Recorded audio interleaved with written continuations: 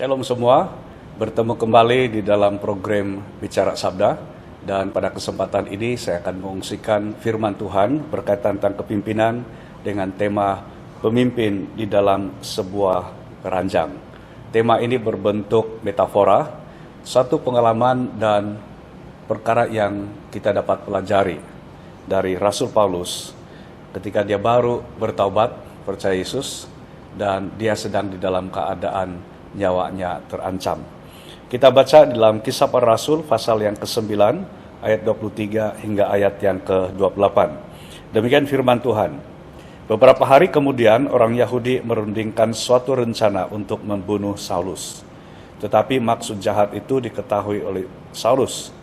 Siang malam orang-orang Yahudi mengawal semua pintu gerbang kota supaya dapat membunuh dia. Sungguh pun demikian, pada suatu malam murid-muridnya mengambilnya dan menurunkannya dari atas tembok kota dalam sebuah keranjang. Setibanya di Yerusalem, Saulus mencoba menggabungkan diri kepada murid-murid, tetapi semuanya takut kepadanya karena mereka tidak percaya bahwa ia juga seorang murid. Tetapi Barnabas menerima dia dan membawanya kepada rasul-rasul dan menceritakan kepada mereka bagaimana Saulus melihat Tuhan di tengah jalan dan bahwa Tuhan berbicara dengan dia dan bagaimana keberaniannya mengajar di Damsyik dalam nama Yesus. Dan Saulus tetap bersama-sama dengan mereka di Yerusalem dan dengan keberanian mengajar dalam nama Tuhan. Peristiwa ini berlaku hanya beberapa waktu yang tidak lama selepas Paulus mendapat satu penglihatan atau pertemuan pribadinya dengan Yesus yang telah membuat Paulus berubah. Perubahan yang drastik dari seorang antikristus tidak percaya Yesus, penganiaya jemaat, bahkan ini adalah di dalam rangka perjalanan Paulus dengan kuasa penuh dari imam-imam untuk menangkap, memenjarakan, dan menyiksa orang-orang yang mengikut jalan Tuhan, yaitu orang-orang yang percaya Yesus. Namun Paulus dari seorang antikristus, penganiaya jemaat, dia berubah. Sekarang dia membela bahwa Yesus adalah Mesias, dan dia dapat membuktikan dari kitab-kitab yang ada di dalam Alkitab, khususnya Perjanjian Lama, membuktikan bahwa Yesus adalah Mesias. Dan karena pemberitaan Paulus tentang siapa Yesus sebenarnya yang selama ini dia tentang dan ditentang oleh ramai orang Yahudi, karena pemberitaannya dan penjelasannya bahwa Yesus memang adalah Mesias, maka terjadilah satu komplot untuk coba membunuh Paulus. Dan disinilah Paulus diselamatkan oleh murid-muridnya dengan cara menurunkan Paulus pada satu malam dari tembok Damsyik di mana Paulus berada pada waktu itu, dan dimasukkan ke dalam sebuah keranjang, diturunkan dari tembok itu. Dan dikatakan pada zaman itu tinggi tembok itu adalah sekitar 27 sampai 40 kaki, dan ini suatu tempat yang cukup tinggi dan bahaya sebenarnya untuk menurunkan manusia dari sebuah keranjang. Dan pada waktu itu belum ada lift, pada waktu itu belum ada apa-apa teknologi yang lain, semuanya secara manual. Dan dalam situasi baik bahaya di setiap pintu gerbang, pintu keluar masuk kota Damsyik, ada orang Yahudi yang sudah bersedia untuk membunuh Rasul Paulus. Dan sekarang Paulus juga diturunkan di dalam sebuah keranjang untuk dapat melarikan diri dari komplot membunuh Paulus.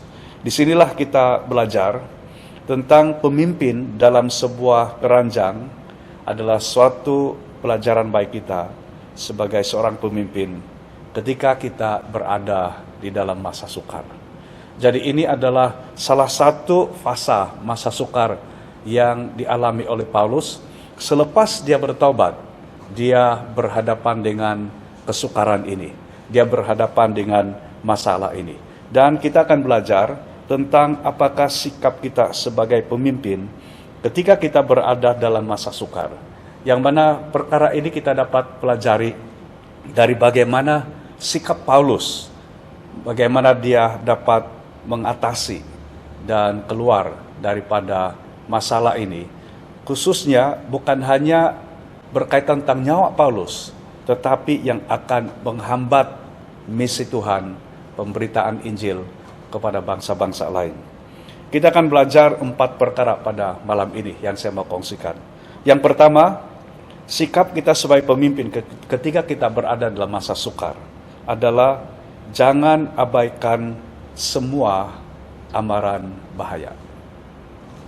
Kalau kita baca ayat 23 dan ayat 24, firman Tuhan di sini berkata, beberapa hari kemudian orang Yahudi merundingkan suatu rencana untuk membunuh Saulus. Tetapi maksud jahat itu diketahui oleh Saulus. Siang malam orang-orang Yahudi mengawal semua pintu gerbang kota supaya dapat membunuh dia. Jadi masalah atau kesukaran, masa sukar yang Paulus sedang hadapi adalah ada perencanaan untuk membunuh Paulus. Dan dikatakan di sini, orang Yahudi merundingkan suatu rencana untuk membunuh Saulus. Jadi ini bukan suatu yang main-main. Ini bukan sekedar satu ugutan, tetapi ini yang betul-betul dan atau benar-benar mereka akan lakukan. Mereka nampak saja Saulus atau Paulus, mereka akan bunuh tanpa rasa bersalah. Oleh karena mereka menganggap itu adalah suatu perbuatan yang baik untuk mencegah agar jangan nama Yesus disebarkan dan lebih ramai orang yang disesatkan. Pandangan orang Yahudi pada waktu itu adalah pemberitaan tentang Yesus adalah Mesias adalah sesuatu yang sesat dan perlu dihentikan, dan salah satu kaidah dia adalah tangkap atau bunuh penyebar itu. Seperti mana yang Paulus sebenarnya lakukan sebelum dia mengalami pertemuan pribadi dengan Yesus sehingga dia percaya Yesus adalah Mesias. Dan di dalam firman Tuhan ini, ayat 24 dikatakan, tetapi maksud jahat itu diketahui oleh Saulus. Bagaimana Saulus atau Paulus mengetahui tentang hal ini tidak dinyatakan, sama ada dia sendiri yang telah mendengarnya atau ada orang lain yang menyampaikan kepadanya. Namun sikap yang diambil oleh Paulus adalah dia tidak memandang rendah amaran itu. Dia ambil sikap di mana dia perlu serius untuk menghadapi situasi itu. Sekarang ini di dalam diri kita sebagai pemimpin, mungkin kita tidak berada dalam situasi seperti Paulus di mana ada perancangan untuk membunuh. Tetapi sebenarnya banyak perkara yang kita hadapi di dalam kehidupan kita pemimpin setiap hari yang bukan membunuh kita secara jasmani, tetapi yang akan membunuh karakter kita, yang akan membunuh integriti kita, yang akan membunuh credibility kita atau kepercayaan kepada kita. Dan semua ini sebenarnya kita tidak memerlukan lagi ada orang lain yang memberi amaran kepada kita. Kita sudah tahu bahwa sudah ada amaran dari firman Tuhan. Contohnya, kalau sekiranya kita mencuri, sudah ada amaran bahwa mencuri itu akan menjatuhkan, akan menghancurkan. Bayangkan kalau sebagai pemimpin, mungkin orang lain tidak tahu, tetapi pemimpin mencuri uang dalam uang gereja atau uang dari persatuan ataupun yang bukan milik kita.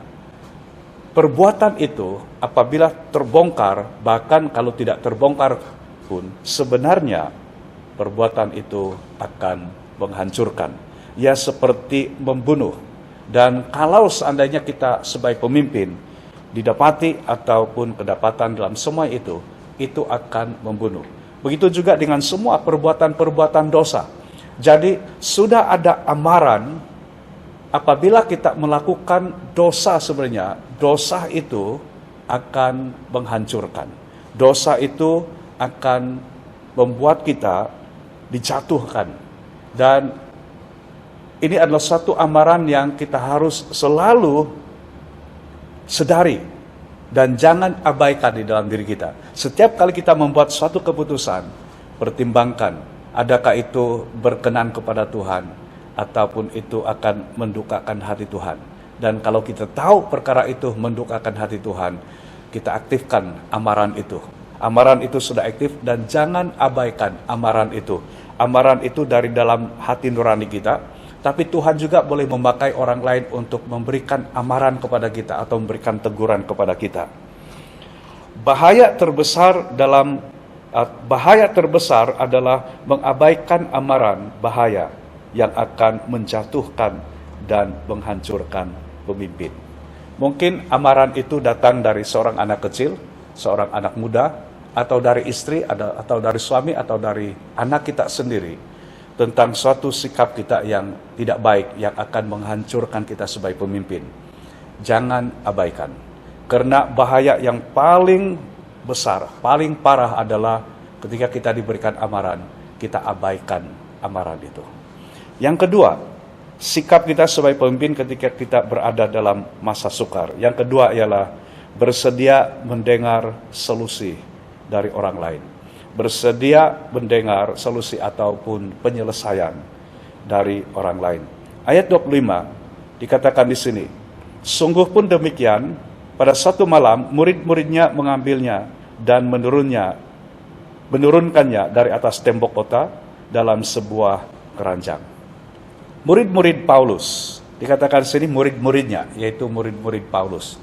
Walaupun Paulus baru bertaubat, tetapi dengan pengajaran dia dan pembuktian dia bahwa Yesus adalah Mesias, sudah beberapa orang murid yang telah memberi diri untuk menjadi murid kepada Paulus, yang juga adalah pengikut-pengikut Kristus. Dan berlakulah di dalam ayat 25 ini, pada satu malam murid-muridnya mengambilnya dan menurunkannya dari atas tembok kota dalam sebuah keranjang.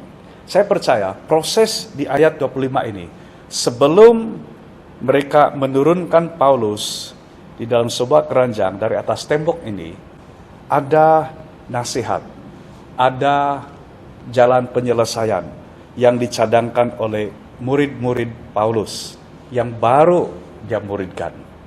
Dan kita tahu semua pintu gerbang dikawal oleh orang-orang Yahudi dengan maksud akan membunuh Paulus.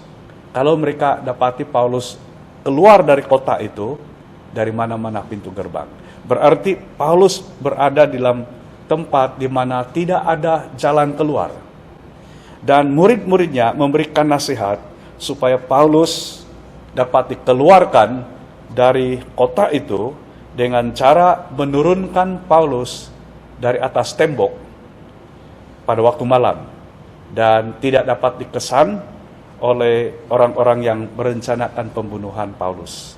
Dan dalam perundingan ini barangkali, atau nasihat-nasihat ini, Paulus mengambil sikap yang tepat, di mana Paulus tidak membantah, tapi Paulus mengikuti apa yang disarankan oleh murid-muridnya.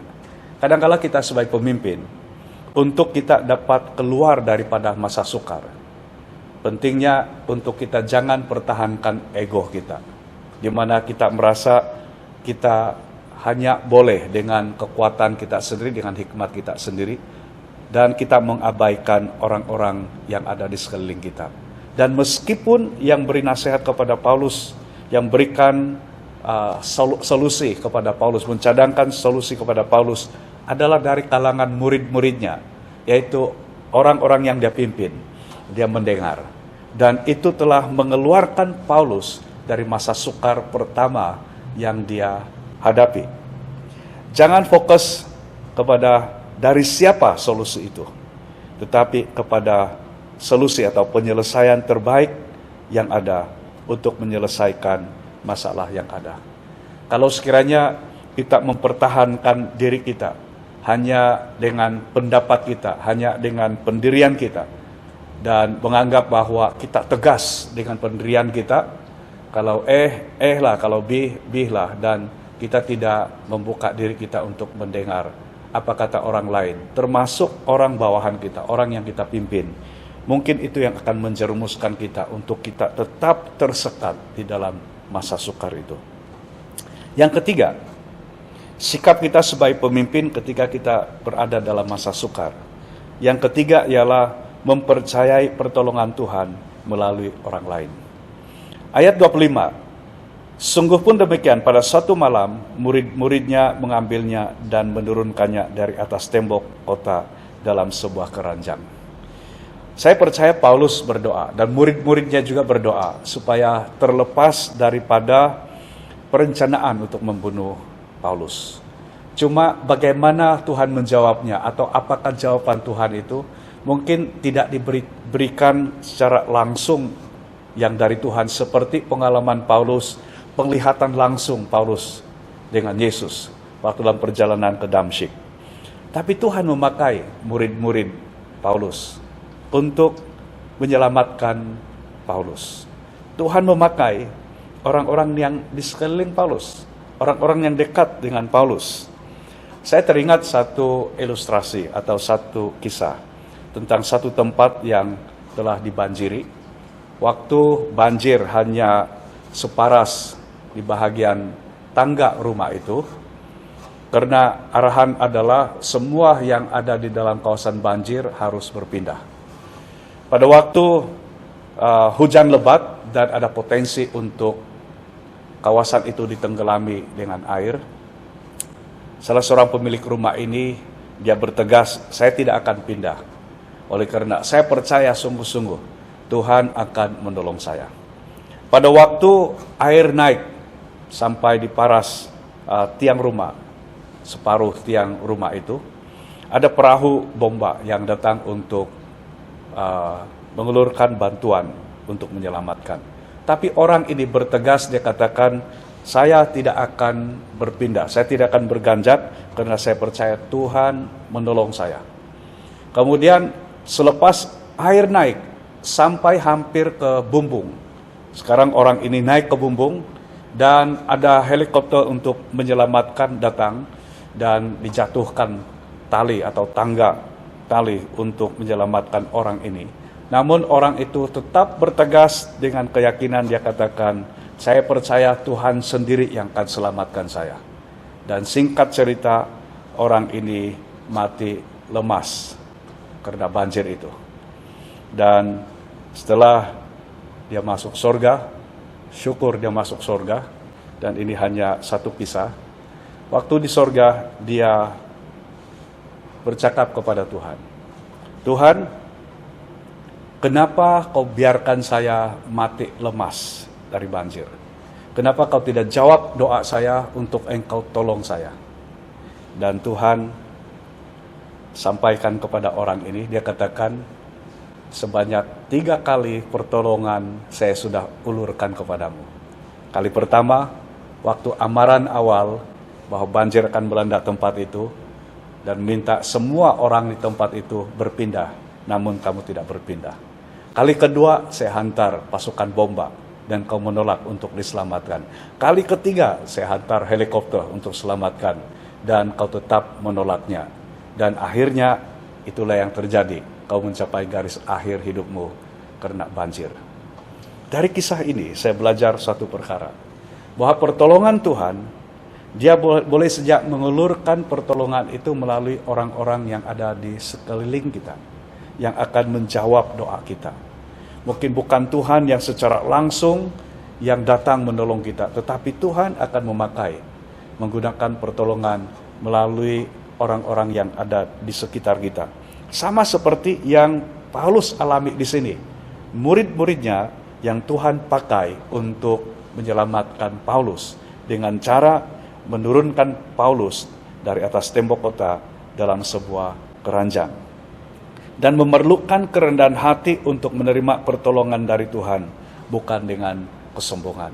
Jadi apabila kita dengan rendah hati, bila kita sudah berdoa, minta pertolongan dari Tuhan, bukakan hati untuk Tuhan menolong kita dengan cara dan waktu Tuhan sendiri. Yang keempat dan terakhir, sikap kita sebagai pemimpin ketika kita berada dalam masa sukar.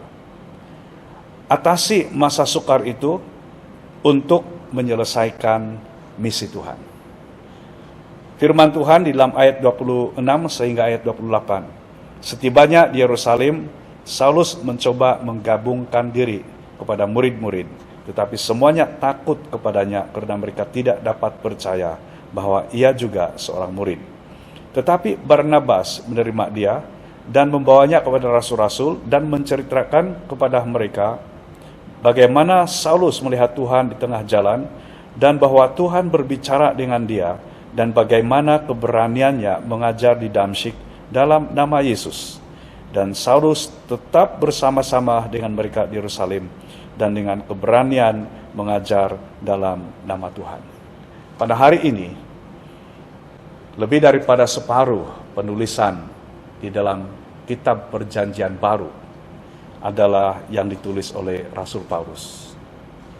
Seandainya dalam peristiwa ini Paulus tidak ditolong melalui murid-muridnya, tidak diturunkan dari atas tembok kota itu dalam sebuah keranjang dan dapat ditangkap oleh pembunuh dari kalangan orang Yahudi yang telah merencanakan membunuh Saulus, atau Paulus dengan kebodohannya sendiri dia berkata, saya akan reda saja semua laluan untuk keluar, yang mana mungkin di situ Paulus terbunuh, maka tidak ada penulisan-penulisan Paulus yang kita baca seperti surat Roma, 1-2 Korintus, 1-2 Tesalonika, 1 dan 2 Timotius, Galatia, Efesus, dan banyak lagi. Tetapi karena sikap Paulus sebagai pemimpin ketika dia berada dalam masa sukar ini, dia mengatasi masalah itu karena dia tahu misi Tuhan adalah besar bagi dia. Seperti yang dipesankan oleh Yesus dalam penglihatan, dia akan menyampaikan Injil kepada bangsa-bangsa lain. Bukan hanya kepada orang Yahudi, tapi kepada orang Yunani dan bangsa-bangsa lain yang bukan dalam bangsa Israel sendiri. Dan disinilah kita melihatnya bahwa pada saat masalah tidak dapat dielakkan, ada masalah sekarang yang tidak dapat dielakkan oleh Paulus sebenarnya dalam keterbatasan dia. Semua pintu gerbang dikawal oleh orang Yahudi untuk maksud membunuh Paulus kalau sekiranya mereka melihat Paulus melalui salah satu daripada gerbang itu. Ketika masalah tidak dapat dielak, larilah dari masalah itu. Maksud saya di sini bukan berarti kalau ada masalah, atau biasanya kalau ada masalah kita selalu mendengar nasihat, hadapi dan selesaikan masalah itu. Itu kalau sekiranya masalah itu memang kita dapat selesaikan. Dalam konteks apa yang saya sebutkan di sini adalah tidak ada jalan keluar bagi Paulus. Adakah dia akan reda saja masalah itu dan akhirnya Paulus terbunuh dan misi untuk beritakan Injil kepada bangsa-bangsa lain tidak dapat dilaksanakan. Itu sebabnya yang Paulus lakukan adalah lari dari masalah itu, bukan untuk mengelak masalah itu semata-mata, tetapi itu adalah suatu hikmat agar misi Tuhan tidak terhalang. Kadang-kadang kalau sekiranya kita berhadapan dengan satu masalah, kita selalu fokus kepada masalah itu untuk coba memenangi masalah itu, tanpa kita sadar ataupun kita mengabaikan misi sebenar dari apa yang kita sepatutnya hadapi. Kalau di dalam misi yang sebenar adalah untuk memberitakan Injil, dan dengan cara kita melakukannya, kita mungkin akan terbunuh atau kita akan dihalang. Itu adalah dari kebodohan kita sendiri. Oleh karena kita yang menciptakan halangan untuk kita sendiri. Itu sebabnya memerlukan hikmat. Dan Paulus dapat keluar dari kota Damsyik, kemudian ke Yerusalem, kemudian bergabung dengan para rasul, kemudian akhirnya dia diterima, diperakui, dan sekarang ini, sampai hari ini, pengajaran-pengajaran firman Tuhan tentang Kristus.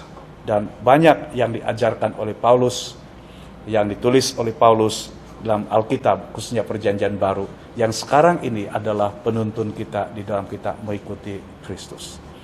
Disinilah kita belajar dari tema ini, yaitu pemimpin di dalam sebuah keranjang. Ini sebenarnya bukanlah suatu kelemahan, seolah-olah Paulus lemah ketika berhadapan dengan situasi, atau satu tindakan pengecut, karena tindakan itu diturunkan dari dalam sebuah keranjang, diturunkan oleh karena ketakutan, tetapi ini adalah satu tindakan penuh hikmat dan kerendahan hati untuk menyelesaikan misi Tuhan dalam pemberitaan Injilnya. Jadi ini adalah sikap yang Paulus ambil. Ada masa sukar, ada situasi sukar, ada bahaya, ada masalah. Dan Paulus mengambil pendekatan ini. Dia tidak abaikan semua amaran bahaya. Paulus bersedia mendengar solusi dari orang lain. Paulus mempercayai pertolongan Tuhan melalui orang lain. Dan Paulus akhirnya dapat mengatasi masa sukar itu untuk satu misi yang lebih besar, yaitu menyelesaikan misi Tuhan, yaitu pemberitaan Injil kepada orang lain. Kepada kita pemimpin pada hari ini, pemimpin di dalam sebuah keranjang adalah evaluasi bagi diri kita. Letakkan diri kita untuk kita bukan hanya seorang yang memimpin, tetapi kita juga dapat dipimpin di dalam pertolongan Tuhan melalui orang lain.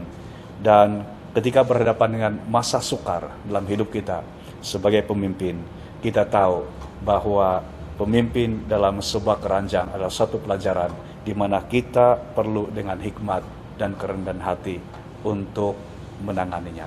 Mari kita berdoa. Bapa, kami bersyukur untuk perkongsian ini. Saya berdoa supaya semua anak-anak-Mu, semua pemimpin yang mengikuti sesi pada kali ini dapat menangkap satu pelajaran penting, teladan penting dari Rasul Paulus yang Tuhan Engkau telah panggil untuk menjadi hamba-Mu, yang telah menjadi pemimpin, yang menjadi pemberita Injil, di mana ketika dia menghadapi masa sukar pertama dia diselamatkan dengan cara diturunkan di dalam sebuah keranjang dari atas tembok kota Damsyik. Dan ini bukan suatu kelemahan, ini bukan suatu yang menggambarkan ketakutan sebagai seorang pemimpin, tetapi satu tindakan yang penuh hikmat dan kerendahan hati yang kami perlu teladani dan pelajari. Terima kasih Bapa, semua kekurangan daripada hamba-Mu, Roh Kudus tolong setiap kami, supaya kami mengertinya lebih mendalam lagi, dan berikan rema dalam setiap diri kami, untuk kami dapat mengerti dan dapat mentaati firman-Mu ini. Terima kasih Bapa, dalam nama Tuhan Yesus kami berdoa. Amin.